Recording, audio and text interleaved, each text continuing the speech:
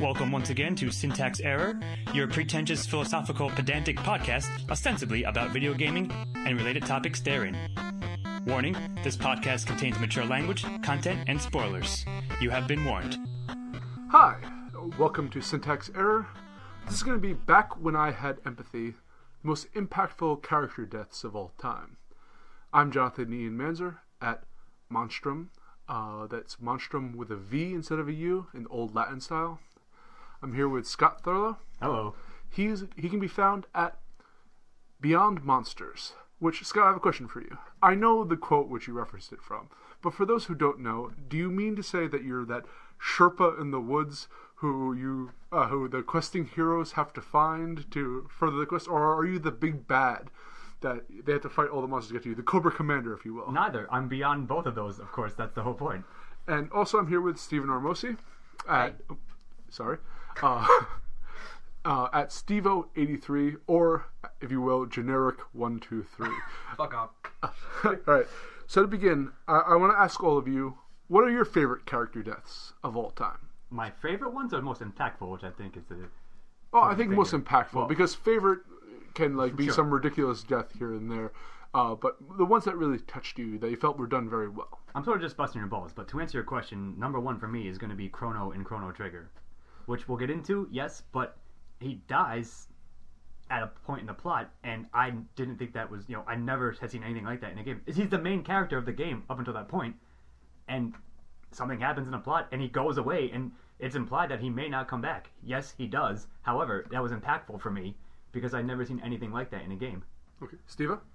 The one that I remember the most, the one that impacted me the most was Aerith or Aerith, depending on how you pronounce it, from Final Fantasy VII. Everyone says that. Yeah, well, I mean, that was the first time I had ever seen anything like that in a game. When I was, whenever I was 13 years old playing it, when it first came out, it really messed up my sense of what you can do, or completely changed my sense of what you can do with a game and how you can screw around with narrative. To speak to Final Fantasy VII before I get to my own thing, I feel that Final Fantasy VII was the introduction to a lot of people over RPGs. So I think that a lot of what they felt was great about Final Fantasy VII you saw in previous RPGs, but people had never seen them before. That's fair. So I'm going to become a video game hipster at this point and reference a rarity, the Lufia 2 Rise of the Sinistrals. It involves the death of the two main characters at the very end. And you actually know that they're going to die from the previous game, because it's part of lore that they actually die in the opening scene. But they develop the characters so well, and even though you know that the very fact that you know that they're going to die at the long of this end quest, and you've played through their deaths in the first game, it's just really, really touching. But I'll get into that later. So, Scott, would you like to discuss Chrono some more? Sure. So, he's the main. It's sort of like you've seen it in MVRPG, almost the FF7 thing. You start as him, you play as him, and you think, okay, I'm going to this is my main character, this is my main guy, he's your main party leader, you're doing a lot of quests. You probably it's like, I don't know, maybe 60% of the game or something like that. There's a lot of gameplay afterwards, but there's a huge world-changing event that happens in which he, the hero, sacrifices himself and dies. And then you go on without him, like your party is now made up of members that don't include him, of course. And I would, as Steve was sort of said, I'd never seen anything like that. It changed what I thought could be done in video games. Like, you never would think as a kid, I'm playing this character and he's going to die. Like, they would never do that. But they did it in this game. And yes, because, again, the nature, we mentioned Chrono Trigger in various other podcasts, because of the nature of the plot and how you can go back, you get him back, etc. It's a huge quest line in order, to go back and save him, essentially. But, regardless, you still play a large chunk of the game without him, and you're not sure whether or not it's not until later that they were told you can get him back. Can you actually beat the game without getting Chrono back? I think you can. It's certainly one of the alternate endings, I believe. It definitely is. The thing is, I played Chrono quite a bit when I was a child, and I don't remember it being that impactful of a death, but that might be because I played the game so many times that my perception has been colored over the years. I'm with you on that kind of. I certainly played that game many times, but all I'm saying, the first time I played it, it was indeed very impactful because of that. Now, Steve, why was Aerith's death so meaningful to you? Like I said, the reason that it really hit me was just because I had never, Aerith, she was set up as, depending on how you looked at it, either the main love interest or at least a third of the love triangle that was being set up from the very beginning of that game. I thought you were going to say a third of a love interest. She's a third of a love interest. Go on. But she, about 30% into the game, maybe a little bit more, but not much, she just flat out killed in front of you. And not only does that kind of change the way your party is structured, and if you didn't see it coming, which I didn't when I played it, it probably screws a lot of things up for you. You have to kind of jump around to fix the way that your party structure works, especially if she was one of the main characters that you used. At that point, I think you only have 5 or 6 characters. You'd only have a 3-person party in the game. Mm-hmm. But she just gets flat out murdered, and that not only does that change the way that you play the game, but it also changes the way that the story flows around it after that, and that becomes kind of a touchstone for the rest of the game. I like her death, as horrible as that sounds, because it takes what was an existential threat of Sephiroth and makes the quest all the more personal. And I think that's very effective. That's a good point. Narrative-wise. I'm interested to ask, if they were to do that nowadays, would it be considered a cheap, emotional, tugging on the heartstrings moment? I don't think that I think if they do it right, it'll work. And I think that Final Fantasy VII did that right. I mean, they really spent a good chunk of time in the beginning of that game characterizing her and building her up as a character who she's part of your party. You think she's going to be there until the end of the game, and then she's just taken away from you, and it completely changes the way that you play that game. And it, not having seen anything like, I may be speaking in circles at this point, but not having seen anything like that before, it really changes the way that you look at how you play games in the future, I think. Now that you allow something like that to happen in any game going, you don't want to get burned again, basically, at that point. Actually, I kind of want to mix your experience with Aerith with a experience I had recently. One of the things I like also that I think makes it very impactful is that Aerith was kind of signaled to be the key to saving everything. And in the end, she is, in a way. But you think she's such an integral part of the story. Not the way they set it up. Yeah, that she's beyond a character death, which was even rarer at that point. I think I love the rug pull that they do there on you, because they have you looking one way and then they completely change the direction of the plot there. I'm going to spoil a more modern game at this point, but you should know that by now. I was playing Game of Thrones Telltale series recently, and I actually thought they did a character death very, very well. Ethan's? Yeah, Ethan's. And in the similar way to Aerith, you're dealing with a character who is built up to enough that you have an idea you're playing this, but he's built up to be an integral part of the story. And I think what they did perfectly with making it impactful death, and we'll branch into what makes a death impactful after this, but was that they trick you into thinking you had victory. That's a good point. Yeah, just as Aerith, you reach this place within Final Fantasy VII, which is supposed to, what is it? I forget the name of the race. The Chocobo races that they do? Or what are you talking about? Aerith's a descendant or a version of this. Whatever species he is or whatever, yeah. I don't remember. So you reach their homeland or whatever this is in the wintry area. You think you finally reached a point in the game which you may be able to turn the tide in the battle. And they do, again, a rug pull. And in the same sense is that you think you're finally negotiated with this monster, Ramsay Bolton, and they, again, rug pull. And it shocked me that they killed him, and not so much that it was like necessarily a child. He was in his teens.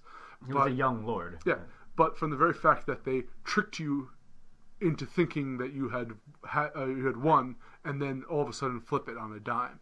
But that's Game of Thrones. Oh, absolutely. Like but at this point, you should be ready for something like that out of that franchise. But maybe. But in this instance, like yes, you. I haven't played it, so Sure. I'm just. But you sort of know that, to Ian's point. You sort of you know that about like the world, the setting, etc. Like people die left and right. However, he's right. Like it was a rug pull because they set it up as if he was going like to be one of the ones who survived. Like yeah, but it was well done. Honestly, when you're talking about Game of Thrones, like the end of the first book or season or however you're watching or reading it was the biggest rug pull of all time up to that point. Maybe for like everybody that read it. I'm good. But your point drives home how well it was done. Then I read all the books, I've seen all of the show, and yet they still shocked me. And it's not even the creators of the series. It's not George R. R. Martin or Dan and whoever. Sorry, whoever it is. But they did it very, very well. Scott? Agreed. So we could talk about Game of Thrones for a while, but I want to bring it back. The same thing that Steve-O said about FF7 is sort of like this, what integrated into the Chrono's death. Because, yeah, I was so used to using him as my main character with all his, like, every skill that he had, and then he's gone, like, so I can't use any of that shit anymore. And also, good, just to reiterate a little bit, in the plot, it's sort of the same thing that you were saying, where you reach a point, okay, you think you're going to stop the big bad, and in order to do that, he sacrifices himself. You're like, is it really going to happen? He sacrifices himself, and then he's gone, and yeah, it changes both story and gameplay, mechanically wise. It is impactful. I just want to let you guys know, I just looked up the Game of Thrones creators. It's David Benioff is who you were thinking of, and D.B. Weiss is the other one. Sure, thank you. I combined, I guess, all of there. For all of our listeners out there, just to have a little closure on that. It was an anagram of him. Go on. Oh, you should also look up then what the name of the FF7 race is. If we want to provide all complete closure. We'll link it later. But meanwhile, Scott, what do you think makes an impactful death in a video game? Well, I'll touch upon that. So the title of this episode is Back When I Had Empathy. So of course, as a kid, when you're gonna filter it through that.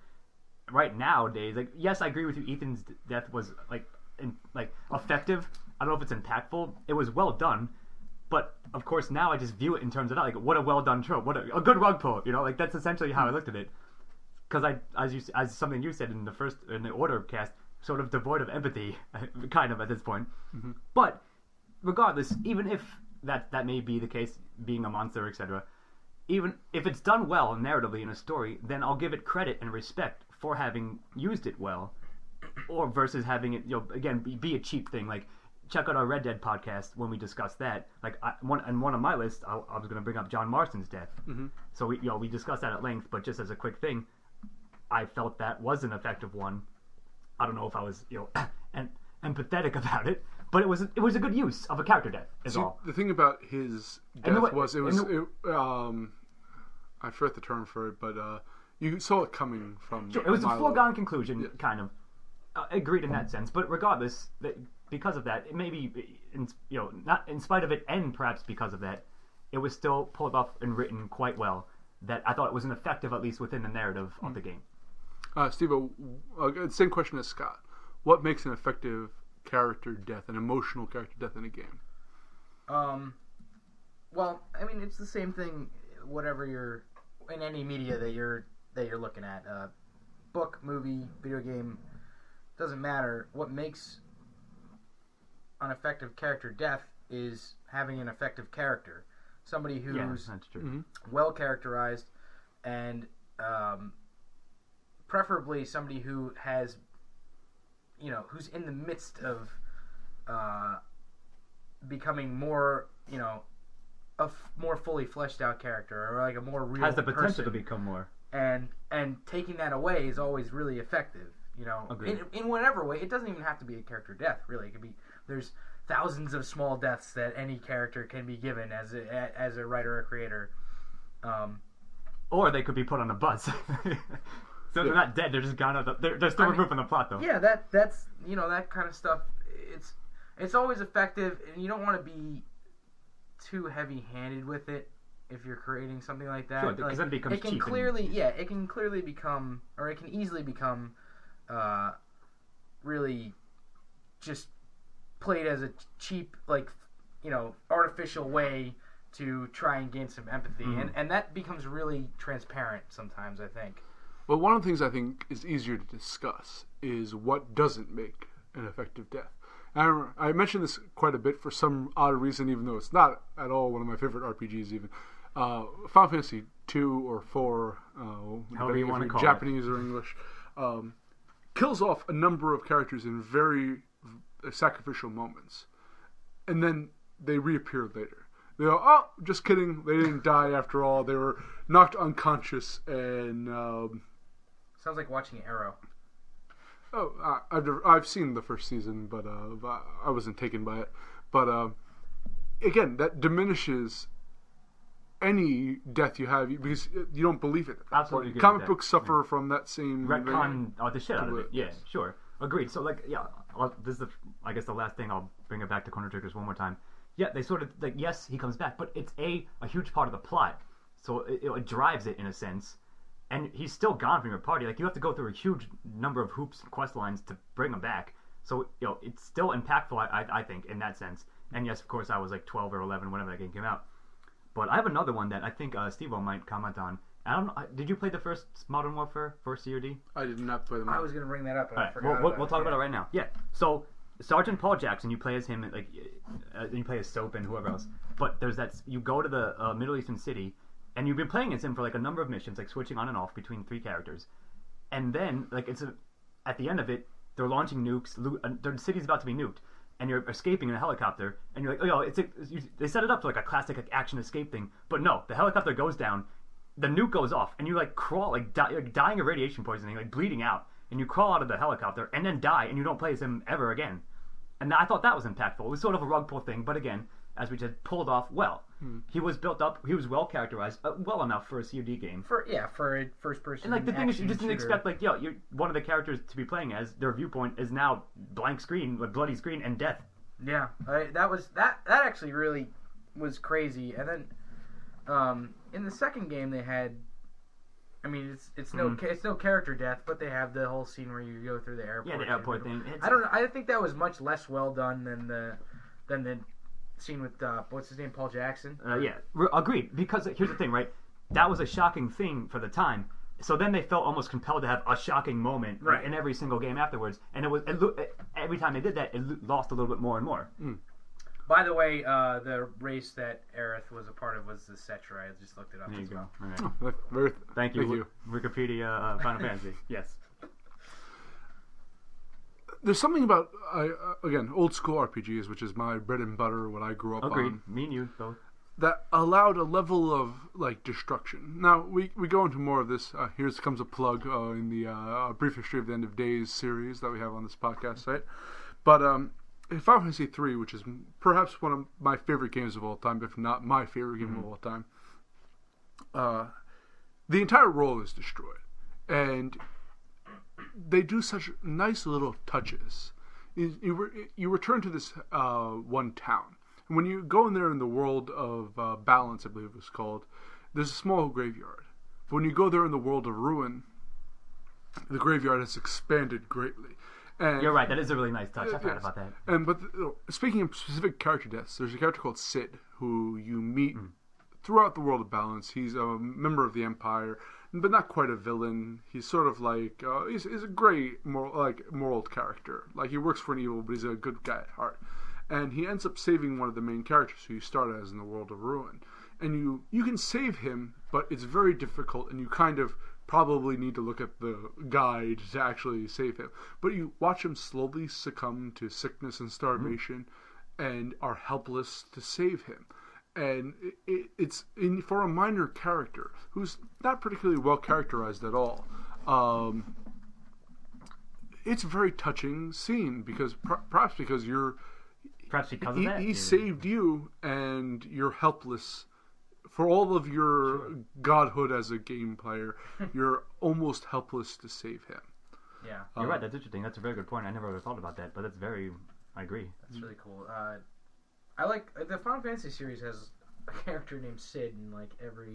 That's one of their... It's a running thing, yeah. They have a bunch of those, though, I think, right?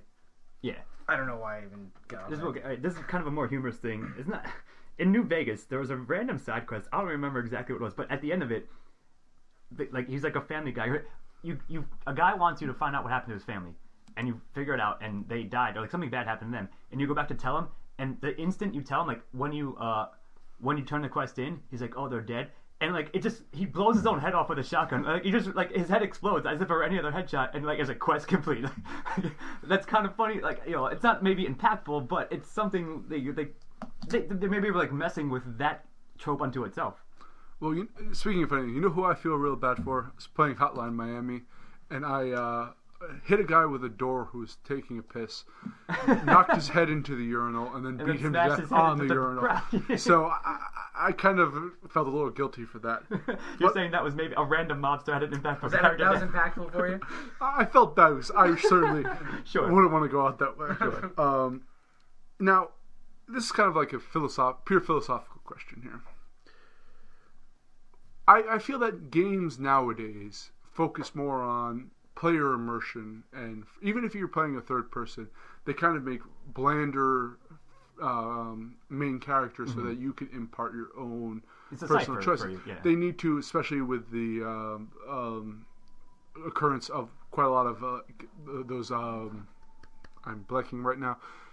Morality choices, right, where you get to choose how your character X or develops. Y. They want you to imprint your own. Yes, but does that have a less emotional impact on the story? It depends on how well it's done. I would think, almost as always in anything, like, but obviously, generally, it's kind of a weird question. Not a weird, but what? It's more like, I'll just mention something based on that. So Skyrim is one of my favorite games, and it's a first-person immersion like RPG. And you're just supposed to impart yourself/personality onto your character, etc. And that's fine. There was a quest line in this. Yes, is a spoiler, but again, we've warned multiple times. One of my favorite quest lines, in fact, was the Dark Brotherhood quest line, and the leader of the Dark Brotherhood, Astrid, I believe her name was. I'm pretty sure it was that. She betrays the Dark Brotherhood, and you find this out, and then she sacrifices herself, and she invokes the Dark Ritual upon herself in penance of it. I thought that was very impactful. That was very well done, given the lore and the history of the world and the world building. Mm-hmm. It wasn't surprising that she betrayed me. Like you could sort of see that coming. But what she did to redeem herself, in a sense, that was very well done. So it can be. Mm-hmm. If you're Bethesda, then you have quality writers, and some other games may do that. Did you consider her redeemed at that point? Yes, I kind of did. I was like, that's kind of badass of her. Like I sort of forget. Like she asked you to kill her, and you do. So you still have empathy, is what you're saying? Still, only for people who want me to murder them, of course. NPCs, that is. So there's that, and then there's the other side. I think you can do both well. I don't think that there's one better or worse way to tell a story in terms of video games. I think it has to do with what is your story, what mode fits your story the best, and how well you use that mode. Along with probably 1,000 other small things that all add up to one big, whether or not it's a piece of shit or not, basically. Well, I'm going to disagree with you, because I think you guys are pointing out the exceptions to the rules. That's probably true. And if you give the players more choice, then certain things might not make sense to how your characters progress. It's going to be ludonarrative dissonance, which we'll discuss later on soon enough, yes. In another podcast. In a separate episode. Podcast. But I'm going to give an example. We often quote Fallout 3, but I think that was one of the benchmarks of our modern gaming. Agreed. So I think it's fair to quote. They meant that your father's death be impactful, but you can nuke an entire town prior to that. Almost on a whim, really. Yes, for some rich guy in the sky. Yeah. And that's the thing. I think you can even do it before you meet him. Oh, yeah. Can't you? No, he's the one who orders the quest. So you're always working for him, theoretically. But, true. Yeah, Mr. Burke is the one who... Tenpenny and Burke, yeah. Yeah. And the fact is, Mr. Burke. when you're dealing with, in a sense, third-person developed narrative with characters who have distinct personalities, you can build off of relationships that more... if you had control over Cloud and his choices, and that there was limited amount in Final Fantasy VII. I remember, but like you had that. It was more of a scene railroad story in the casino area. There was the only if from what I recall, the only thing that you really had control over was basically I think there were love points, and it was. You had a certain amount of love points with Aerith, and you had a certain amount of love points with Tifa, and that was like the karma choices. That was the extent, and that was crazy back then. But you could also have a certain amount of love points with Barrett, yeah, and a certain amount of love points with Yuffie. That's right. Oh man, I love that. And maybe game. Keith Sith, if I'm mistaken, but I might be wrong about that one. I don't know. You guys remember more than I do, but I remember some of that. Nonetheless, though, but perhaps maybe maybe first person versus third person is the wrong question. Sandbox is perhaps the right question for this. If the fact that you're giving player choice, like, does a linear story where you're more focused on developing characters have a benefit to, like, having those kind of surprise? Because again, I mentioned the most effective death recently was a Telltale Games one, which is an incredibly linear story. Yeah, there's player choice, but certain actions happen, but nonetheless, Scott, to answer your question, I think yes. In that sense, having a linear game, yes, of course, it's more narratively focused, so you're not giving the player as much agency to affect the story, sort of in that sense. So I'll draw one. I just thought of this recent one. It was the Burial at Sea, the DLC for Bioshock Infinite, in which two things. They very smartly linked it back to the first game, and you play as Elizabeth, which was your side, sort of like your companion, the damsel in distress, ostensibly in the main game.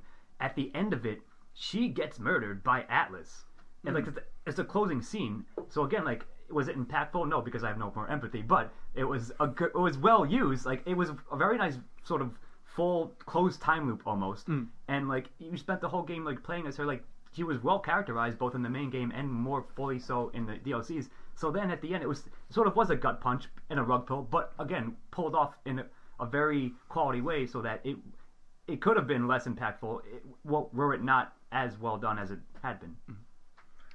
So what exactly are we trying to get? Like, what's your specific question here? I think I may have... Sandbox versus linear. What's more effective for having, I guess, character development? We're talking character development over gameplay. I took it as all characters in any narrative. Like plot development. Well, I feel that your point was perfect earlier with saying that a character's death is as impactful as that character's development throughout the story. Which I agree with as well. And so gameplay, I think, does not really function all that much into developing characters. Telltale has some of the most linear, in a sense, or not linear, but like the most like rudimentary gameplay aspects to it. Press button A, button B, button C. You choose dialogue options essentially and look at objects. But that again is so. Do you think that linear narrative is better than open world sandbox narrative? Two things. No, I don't think it's better. For character development, no? I think that you can do a lot of character development, and at least tie together, actually, and I'm gonna respond to what you just said as well. I think that you can do a lot with character development with gameplay, and I think a lot of it is subconscious for the player. Maybe. Yeah. I don't think you notice it a lot, but the way that your character reacts to your, like, honestly, if you have clunky controls and it's a really shitty game to play, you're gonna hate that character. Just subconsciously. I mean, you can't help it. Like, you'd have a great story, and actually, if you have a great story, it's probably you'll probably be okay. You'll forgive it. That sure. You'll forgive something, but like, if you have a good story and really shitty controls, most people are gonna be like, I can't deal with this story. Well, you're just hating on Life is Strange, really, is what you're trying to get at, I think. You can discuss that later. I was going to probably get into that later, but sure. that game is bugging the shit out of me, but the story is terrible on that, too. Well, the story might be okay, but the writing is really bad. The dialogue and the exposition. Okay, take it easy. It worked out. The two most, I think, the games I've played recently, and perhaps, again, this goes back to my taste, to pull a Chris Morgan for a moment, back in my day, I used to play a lot of RPGs, which is a ton of grinding, and so I'm used to that. Who is mysteriously absent because he died in the game and is no longer joining us now.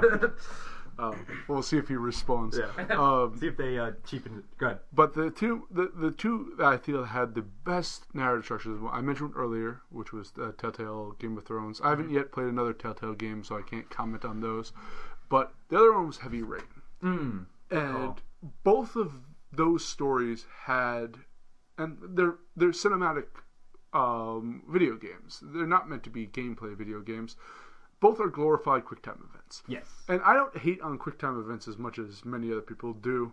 And I feel that actually benefits those type of stories because it adds like QuickTime events which you fail immediately for not pressing the right buttons irk me a bit.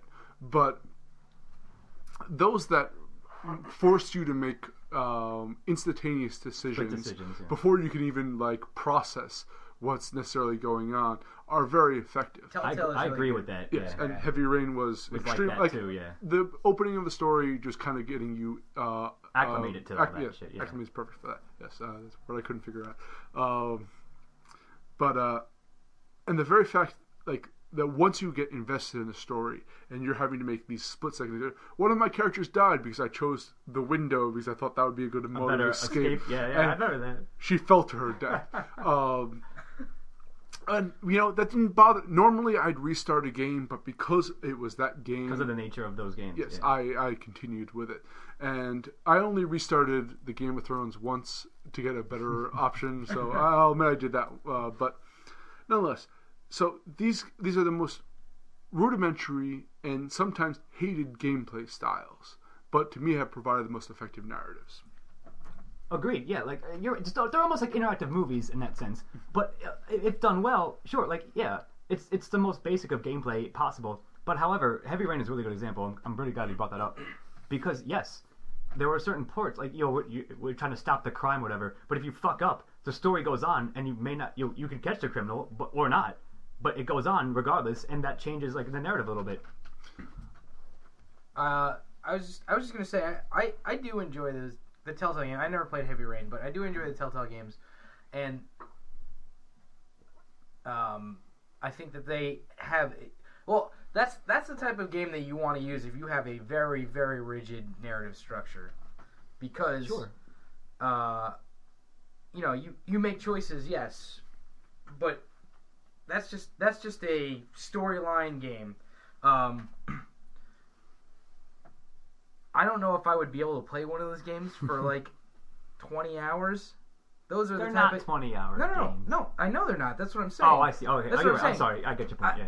Like, as far as video games go, I can play a more open world game for, like Fallout 3. I probably played for 100 hours. Skyrim, you said you played over 200 hours. 220, like, I think. I would never be able to do a Telltale like game for that long, and I don't even think they could make that much. That's exactly what I was going to say. It has to be shorter in order for that. But it couldn't sustain itself longer. But I feel Heavy Rain did pull that off. It was a longer game, but it was not an open world like 20 exactly, RPG. But I'm saying that it is an effective open linear story that lasted for quite a while using that format. And I just want to make one point before I go to you, Scott, that Shelby, I guess this is going to be a big spoiler. That game is old. We're known for spoilers. Go ahead. Touched me real, like, he was my favorite character. I actually really developed like a bond with. He's an you had old sympathy film, for the devil, apparently. He had an old film noir. I love film noir style. He did have that aesthetic, yes. And he was a genuinely good guy, aside from the fact that he murdered children. He didn't though. He put them in danger. Yes, all right. He murdered their parents, but nonetheless. So and it made sense overall. But I think he survived to my first playthrough because I wasn't good enough to get there. You didn't catch him. Yes, he's stuck as a detective. Yeah. Well, my Aiden died of an overdose, so that might have happened to me too. You had too much empathy for him, and you let him get away, man. I did, and that was that's funny. When he turned out to be the villain, and I pride myself on being able to see spoilers coming from a mile away, and that did catch me by surprise. Because I played that game with purposefully knowing nothing about it to really invest myself in the story, which is another part of the problem with developing good character deaths nowadays is the fact that spoilers are everywhere. Sure. Yeah. I brought this up in another podcast, a bonus points actually that we did. Yes.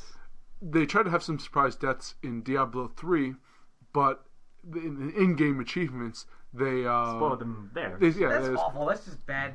That's just poor design, really. Well, it wasn't specifically spoiling it, but what happened is that you got achievements based on how many dialogues you have with certain characters, and some of them end after Just certain stop. acts. Like, stop. So all of a sudden, this character. I guess obviously he's going dead. away. Yeah. And the minute the first one, if you didn't pick it up right away, the minute the first one happens, you realize who the characters who are going to die throughout the whole thing. So again, Blizzard, you screwed up on that one. Let me tell You really you. screwed the pooch, Blizzard. And then Blizzard is not really known for great narratives, like okay at best. But regardless, let's forget about that. I will have to say though that I actually like Indigo Prophecy better than Heavy Rain, which I think was David Cage's game before that. Yes. Or Farenheit, I call it Farenheit in Europe or elsewhere. Yes. Australia or whatever. Or yeah, just not North America. It was changed to because I think of Farenheit, the Michael Moore movie, or whatever is coming out. 9/11. Yeah, it was around the same time. Not the Fahrenheit book. Not 451. No. But regardless, that was a pretty effective game, and that was like maybe one of the first ones where you saw was basically quick time event-ish things the whole time.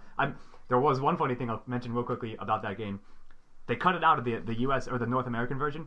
In other versions, when you had sex with your girlfriend, it was a fucking like quick time event. Like it was a prompt for it. It was just a scene, I think, in the other one. Well, didn't they do that for God of War? Yeah, God of War. Yeah. Yeah. But anyway, They sure did. it was funny. But I played all those games. Sure. I just want to bring up two things. All right, here are two. They're not character deaths, but it's something that was impactful to me. One was in Skyrim again, related like when the Dark Brotherhood Sanctuary gets raided and burns down. I had all my shit in the Dark Brotherhood Sanctuary, and it was gone. So like they killed my items. And remember, I told you like should losing roleplay Eric, it. You should roleplay it. Yeah, you but said you I refused should, to. and I was like, "Fuck you! I'm reloading and taking it all back." But Pussy. whatever. Should have roleplayed it. Whatever. Should've roleplayed it. And another one I was going to bring up. Actually, this was in Halo 4, which I think was not done. It was after it had switched away from Bungie, so I think 343 Studios had done it. One of the major overarching storylines was the threat of Cortana going insane. And like, if you're a fan of Halo, if you played all the Halos, then she was a fully well done and fleshed out character that you may have been attached to, and I thought that was a good like narrative hook that she was going rampant, which is what they call when AIs in the Halo universe go insane, and like it was a lot of the plot was based on that, and that was while not super impactful, I thought it was well done. I thought a good use of that in the narrative to sort of like carry it along. So, in order, one last time to solidify my hipster credentials for video games, Breath of Fire 2. That one I did play. I remember Breath of Fire. Had a lot of very... one, it had a very interesting plot of a corrupt religion. Mm-hmm. Yes, that's right. And they had a lot of characters who were good people who joined the religion because it posed as a beacon of goodness in this universe. Yeah, but it was in like the devil ran the church. It's the mega church of of the Breath of Fire world. Sure. Scientology. Yeah, that's a good call. Yeah. But these characters, like, who you meet throughout, like one of them's considered a saint in the world, and he's actually a very I don't remember the names, but I remember that. I forget the guy's name, but he's a very decent character, and he actually saves your party a couple of times throughout the thing. And you have to fight him as a boss and kill him because he's inevitably corrupted. So that game... that was effective, agreed. Yeah, your father is used as an energy source to help, like... so, again, like, Breath of Fire 2, especially with the terrible translation it had, and really didn't pull its punches in having horrible things happen to people your character loved. But on that note, we're going to take go to the sponsors for a moment, and when we come back, we're going to talk about the most ineffective games of all times and character deaths. So this has been Jonathan E. Manzer here with Scott Thurlow. See you in the next section. And Stephen Ormosi. See you soon, guys. This has been Syntax Error. Thank you as always for listening, and we will see you next time. Music by Stephen Ormosi. Editing and engineering by Chris Morgan. Syntax Error is part of a Lost Signals Productions. All rights reserved.